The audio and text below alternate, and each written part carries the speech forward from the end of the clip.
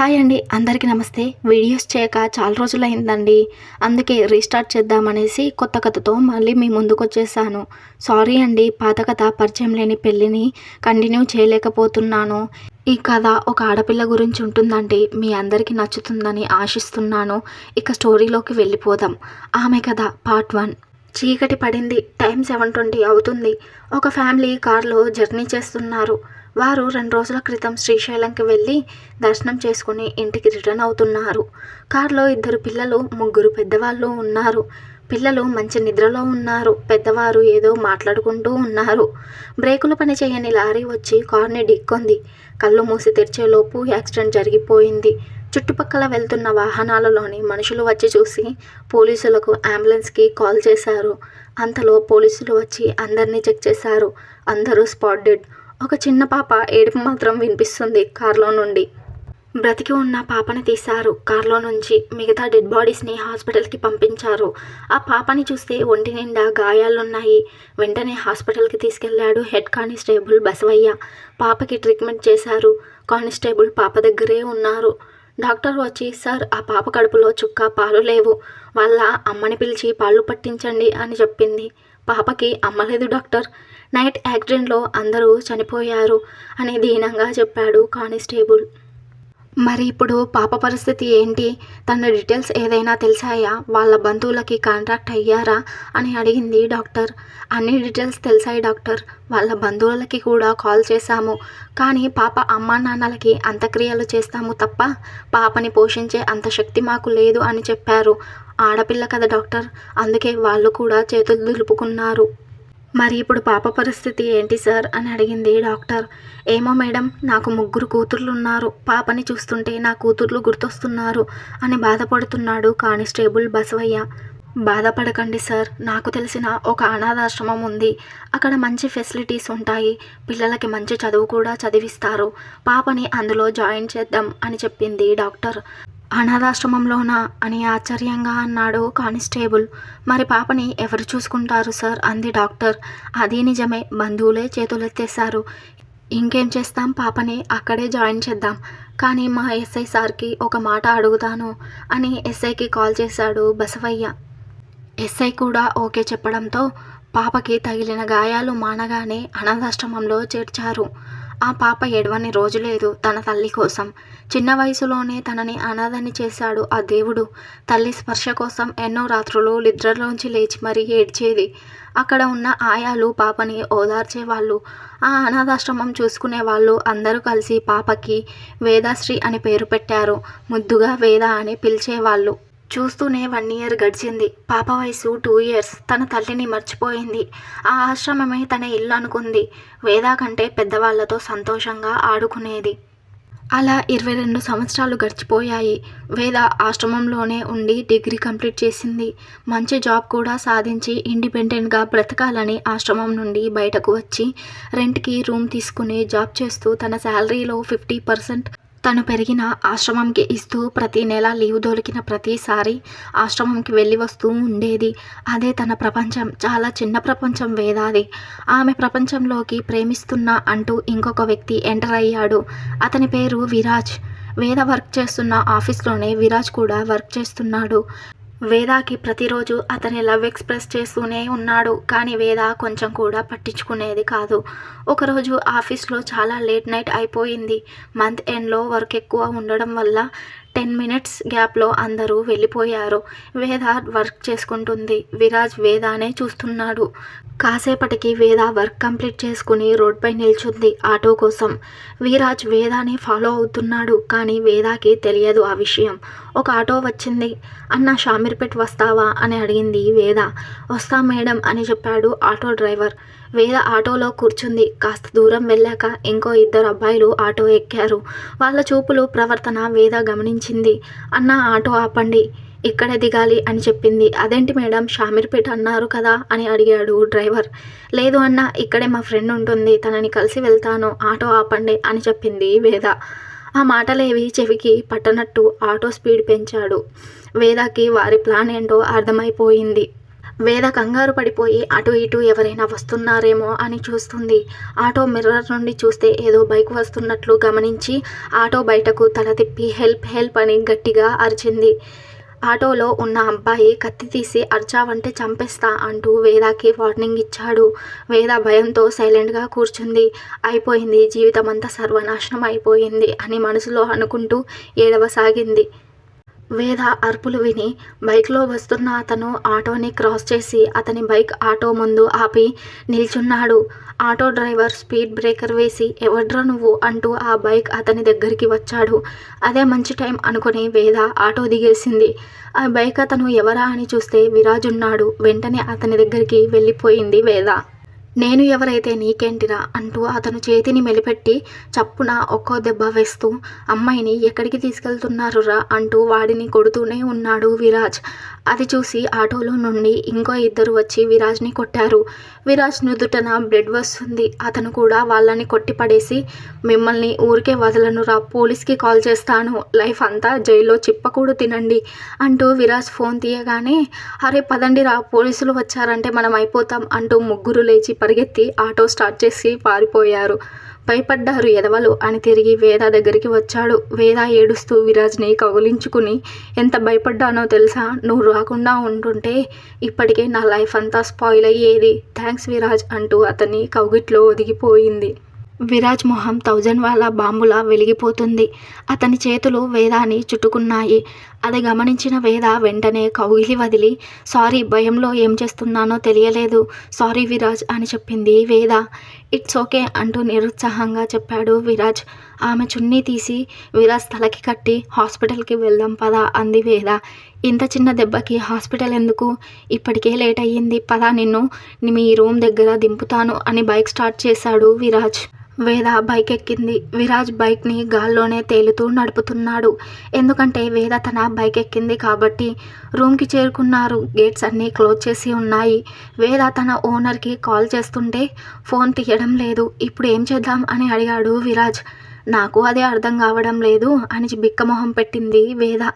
నువ్వు తప్పుగా అనుకోను అంటే దీనికి ఒక సొల్యూషన్ చెప్తాను అన్నాడు కాస్త భయం నిండిన గొంతుతో. ఏంటి అన్నట్టు అతని వైపు చూస్తూ కళ్ళతోనే అడిగింది వేద. ఏం లేదు, మీ ఓనర్స్ లేచేలా లేరు, లేట్ అయ్యింది, సో నా రూమ్కి వెళ్దాం, ప్రామిస్గా చెప్తున్నాను, ఇందులో తప్పుడు ఆలోచన అస్సలు లేదు, నీకు ఒక నైట్ స్టే ఇచ్చిన అన్నోన్ పర్సన్ అనుకో అని నిర్మోహమాటంగా చెప్పాడు విరాజ్. వేద కొంచెం షాక్ అయినా ఆలోచిస్తూ ఉండిపోయింది. వేద ప్లీజ్, అస్సలు ఇబ్బంది పెట్టను అంటూ తననే చూస్తున్నాడు ఆమె అభిప్రాయం కోసం. కాసేపు ఆలోచించి సరే వెళ్దాం అంది వేద. విరాజ్ సంతోషంతో ఉబ్బితబ్బెత్తయి మేఘాల్లో తేలిపోతూ గాల్లోనే బైక్ డ్రైవ్ చేస్తున్నాడు. కాస్త దూరం వెళ్ళాక వేద నీకు ఆకలిగా ఉందా అని అడిగాడు విరాజ్. లేదు అని మొహమాటంగా చెప్పింది. కానీ వేదాకి ఆకలిగానే ఉంది. నాకు ఆకలిగా ఉంది అని ఏదైనా పార్సల్ తీసుకుంటా అని బైక్ ఆపాడు రెస్టారెంట్ దగ్గర. అతను లోపలికి వెళ్ళి పార్సల్ తీసుకొని మళ్ళీ వచ్చి బైక్ స్టార్ట్ చేశాడు. కాసేపటికి విరాజ్ రూమ్కి చేరుకున్నారు. ఇద్దరు లోపలికి వెళ్ళారు. విరాజ్ బట్టలు రూమ్లో ఎక్కడ పడితే అక్కడ ఉన్నాయి. బీర్ బాటిల్స్తో రూమ్ నిండిపోయింది. విరాజ్ ఆ రూమ్ అంతా సర్దేసి బ్యాచిలర్ కదా, కొంచెం రూమ్ ఇలాగే ఉంటుంది, కొంచెం అడ్జస్ట్ చేసుకో అని రిక్వెస్ట్ చేశాడు విరాజ్. నో ప్రాబ్లం, కాస్త చిరాగ్గా ఉంది, ఫేస్ వాష్ చేసుకుంటా, బాత్రూమ్ ఎక్కడా అని అడిగింది వేద. అక్కడే ఉంది, ఇదిగో టవల్ తీసుకో అంటూ టవల్ అందించాడు విరాజ్. వేద హ్యాండ్ బ్యాగ్ బెడ్పై పెట్టి వెళ్ళింది. తను లవ్ చేసిన అమ్మాయి అతని రూమ్కి వచ్చింది అనే సంతోషంలో రూమ్ అంతా నీట్గా సదిరేశాడు. వేద వచ్చి కూర్చుంది. విరాజ్ కూడా వెళ్ళి ఫ్రెష్ అయ్యి వచ్చాడు. వేద రూమ్ అంతా పరిశీలనగా చూస్తుంది. కిచెన్లో చూస్తే 2 ప్లేట్స్ 2 గ్లాసెస్, నీళ్ళకి ఒక వాటర్ క్యాన్, బెడ్రూమ్లో ఒక బెడ్ అంతే ఉన్నాయి. బాల్కనీ వైపు వెళ్ళింది. మంచి వ్యూ కనిపిస్తుంది. విరాజ్ వచ్చి వేదాన్ని పిలిచాడు. చెప్పు విరాజ్ అని పలికింది. వేద రా ఇప్పుడు తిందాము అని పిలిచాడు ప్లేట్లో అన్నం పెడుతూ. వద్దు అని రెస్టారెంట్ దగ్గరే చెప్పాను కదా, నాకు ఆకలిగా లేదు, నువ్వు తినేసేయి అంది వేద. ఏదో మొహమాటానికి వద్దు అన్నావు, నీ కడుపులో ఆకలి కళ్ళల్లో తెలుస్తుంది రా అంటూ తన చేతిని పట్టుకుని బెడ్‌పై కూర్చోబెట్టి తిను అని ప్లేట్ ఇచ్చాడు. మరి నువ్వు తినవా అని అడిగింది వేద. చిన్నగా నవ్వి తింటాను అని అతను కూడా కూర్చున్నాడు. అవును విరాజ్, నువ్వు ఎందుకని ఇంత చిన్న రూమ్‌లో ఉంటున్నావు అని అడిగింది వేద. నాకు ఒక్కడికి సరిపోతుందిగా, నాకేమైనా ఫ్యామిలీ ఉందా పెద్ద ఇల్లు తీసుకోవడానికి తింటూ చెప్పాడు విరాజ్. అదేంటి నీకు ఫ్యామిలీ లేదా అని ఆశ్చర్యంగా అడిగింది. ఎవరూ లేరు, నేను కూడా సేమ్ నీలాగే అనాథని అని చెప్పాడు విరాజ్. ఆ మాటల్లో బాధ కనిపించి సారీ విరాజ్, అనవసరంగా అడిగా, బాధ పెట్టాను అని వేద ఫీల్ అయ్యింది. హే ఛా, బాధ ఏం లేదు, నాకంటూ ఒక్కరు కూడా లేరు అనే చిన్న డిసప్పాయింట్మెంట్ అంతే అని వేద అతన్నే చూస్తూ ఉంది. అందుకే నా లైఫ్లో చాలా పెద్ద డెసిషన్ తీసుకున్నాను, అది సక్సెస్ అవుతే మాత్రం ఈ ప్రపంచాన్నే గెలిచేస్తాను అంటూ ఎగ్జైటింగ్గా చెప్పాడు విరాజ్. ఏంటి ఆ డెసిషన్, మాకు చెప్పవచ్చు కదా అని ముద్దుగా అడిగింది వేద. ఆ డెసిషన్కి సూత్రధారివి పాత్రధారివి నువ్వే, నీతో ఖచ్చితంగా చెప్పాలి, బట్ ఇప్పుడు కాదు అని తిన్న ప్లేట్స్ కిచెన్లోకి తీసుకెళ్ళి వాష్ చేస్తున్నాడు విరాజ్. అదేంటి నాకు తెలియకుండా నేను సూత్రధారి పాత్రధారినా, అదేంటో చెప్పు అని మళ్ళీ అడిగింది వేద. టైం వచ్చినప్పుడు చెప్తాను అన్నాగా అని విసుక్కున్నాడు. అదేంటో నువ్వు చెప్పనప్పుడు నేను ఇక్కడ ఉండడం ఎందుకు అంటూ బ్యాగ్ తీసుకొని డోర్ తీయబోయింది వేద. విరాజ్ వెంటనే వేద చేపట్టి లాగాడు. గోడకున్న బల్లిలా అతుక్కుపోయింది వేద. విరాజ్ వేదకి ఊపిరి తగిలేలా నిల్చుని చెప్పు చెప్పు అన్నావుగా, చెప్తున్నాను స్పష్టంగా విను. ఐ లవ్ యూ, మళ్ళీ చెప్తున్నాను, నిన్ను నేను గాఢంగా ప్రేమిస్తున్నాను. నాకు ఎవరూ లేరు, నా మనసులో ఒక ఫ్యామిలీ నిర్మించుకున్నాను, అది నీతోనే నిర్మించాను అని చెప్పి తన చేతిని వదిలి బాల్కనీ వైపు వెళ్ళాడు విరాజ్. విరాజ్ ఇచ్చిన షాక్కి నోరు వెళ్ళబెట్టింది వేద. ఎవరైనా ప్రపోజ్ చేస్తే రొమాంటిక్గా ప్రపోజ్ చేస్తారు, లేదా ఏదైనా సర్ప్రైజ్ ఇచ్చి ప్రపోజ్ చేస్తారు. వీడేంటి ఇంత కోపంగా ఏదో పద్యంలా అప్పచెప్పి వెళ్ళిపోయాడు అనుకుని అతను ఎలా చెప్తే నాకేంటి, నాకు పెళ్లి చేసుకునే ఉద్దేశం లేదు కాబట్టి నో చెప్తే సరిపోద్ది అనుకుని విరాజ్ దగ్గరికి వెళ్ళింది వేద. విరాజ్, నా గురించి ఏం తెలుసని ప్రేమ పెళ్ళి ఫ్యామిలీ అంటున్నావు అని ప్రశ్నించింది వేద. నీ గురించి నాకు ఎందుకు తెలియదు వేద, అన్ని విషయాలు తెలుసు. చిన్నప్పుడు నీ ఫ్యామిలీ యాక్సిడెంట్లో చనిపోయిన దగ్గర నుండి డిగ్రీ చేసి సొంతంగా జాబ్ చేస్తూ అదే అనాథాశ్రమంకి సహాయంగా ఉండడం వరకు అన్ని విషయాలు చెప్పాడు విరాజ్. ఇన్ని విషయాలు తెలిసిన నీకు నాకు పెళ్లి చేసుకునే ఉద్దేశం లేదు అనే విషయం తెలియదా? 4 ముక్కల్లో చెప్పావు నా జీవితంలో జరిగిన విషయాలు, కానీ అనుభవించిన నాకు మాత్రం అంత ఈజీగా లేదు. ఒక ఆడపిల్లకి అమ్మ అవసరం ఎంత ఉంటుందో నీకు తెలీదు అని చెబుతూ కన్నీరు కార్చింది వేద. ప్లీజ్ వేద ఏడవకు అన్నాడు విరాజ్. వేద కన్నీళ్లు తుడుచుకుంది. నేను చెప్పింది అర్థమయ్యిందిగా, ఇక లవ్ పెళ్ళి అనకు ప్లీజ్, మనం మంచి ఫ్రెండ్స్లా ఉందాము. నాకు ఒక్క ఛాన్స్ ఇస్తావా, కొంచెం మాట్లాడాలి, ఆ తర్వాత నీ ఇష్టం అని చెప్పాడు విరాజ్. సరే ఏం చెప్పాలి అనుకుంటున్నావో ఇప్పుడే చెప్పేసేయ్, తర్వాత ఈ టాపిక్ మళ్ళీ మాట్లాడకూడదు మనం, వార్నింగ్గా చెప్పింది వేద. సరే నువ్వు ఇలా రా అంటూ వేద చేయి పట్టుకుని బెడ్పై కూర్చోబెట్టాడు విరాజ్. ఇద్దరూ ఎదురెదురుగా కూర్చున్నారు. నేను నిన్ను ఫస్ట్ టైం ఎప్పుడు చూసానో తెలుసా? Degree college first day. ఆ రోజు నువ్వు ఏడుస్తున్నావు. ఏడుస్తుంటేనే అంత అందంగా ఉన్నావు, నవ్వితే ఇంకా ఎంత అందంగా ఉంటావో అనిపించింది నాకు. నీ ఫ్రెండ్ని పిలిచి అడిగా, నువ్వు ఎందుకు ఏడుస్తున్నావో తెలుసుకుందామని. తను అనాథ, అందరూ వాళ్ళ పేరెంట్స్తో వచ్చారు, తనకి ఎవరు లేరు అని బాధపడుతుంది అని చెప్పింది మీ ఫ్రెండ్. అప్పుడే డిసైడ్ అయ్యా, పెళ్లి చేసుకుంటే నిన్నే పెళ్లి చేసుకోవాలి అని.